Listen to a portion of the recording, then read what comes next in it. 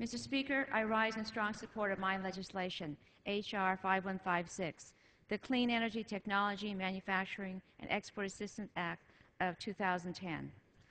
Our nation is running a trade deficit in green technologies ranging in the billions, and the U.S. clean tech industry is lagging behind many of its competitors in exports, most notably China and Germany. Currently, only 6 of the top 30 global clean energy companies are American-owned. This is simply unacceptable. We must not become a nation dependent on foreign clean energy products. We must be the nation that leads the world in manufacturing and exporting clean energy technologies.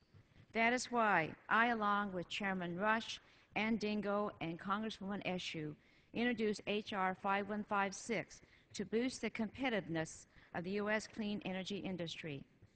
Specifically, the bill would require the Department of Commerce, in coordination with relevant agencies, to implement, develop, and sustain a national clean energy technology export strategy to provide U.S. clean tech firms with export assistance in finding and navigating foreign markets to sell their goods and services to new customers. The President has laid out a laudable goal to double U.S. exports over the next 5 years. And this legislation will ensure clean energy exports are at the forefront of our national export strategy.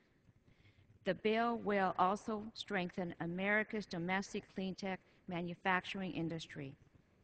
Mr. Speaker, I am pleased that this legislation is a part of the Make It in America manufacturing agenda to demonstrate this Congress's commitment to the U.S. domestic manufacturing industry, and I applaud the majority leader's leadership in this. This legislation encourages American clean energy manufacturers across the nation to sell their American-made clean energy technologies here in America and around the world. This is also about jobs. The Department of Energy has found that the emerging U.S. clean energy sector could create more than 750,000 jobs over the next decade. The clean energy emerging economy is one that we cannot afford to let pass us by. Mr. Speaker, my home district of Sacramento is well positioned to be a national leader in manufacturing clean energy technologies, with more than 120 small and medium-sized clean energy companies in the region. Many of these companies are beginning to manufacture clean energy products or are seeking to expand their manufacturing operation and wanting to export their clean energy technologies to foreign markets. However, unlike big U.S. companies, small and medium-sized firms simply do not have the resources and expertise to navigate foreign markets and are seeking assistance.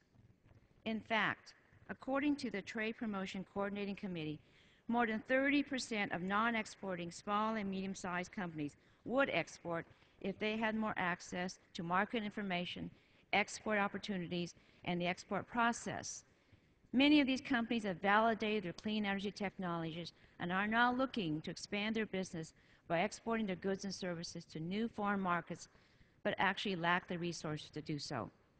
Mr. Speaker, let me briefly clarify that this bill provides a modest authorization to help American small businesses with the manufacturing and export assistance they are seeking. It is not an appropriations bill. And as my colleagues on the other side are very aware, authorization measures do not appropriate funds, and they do not add a dime to our deficit. The measure would have to fit within our budget caps during the congressional appropriation process.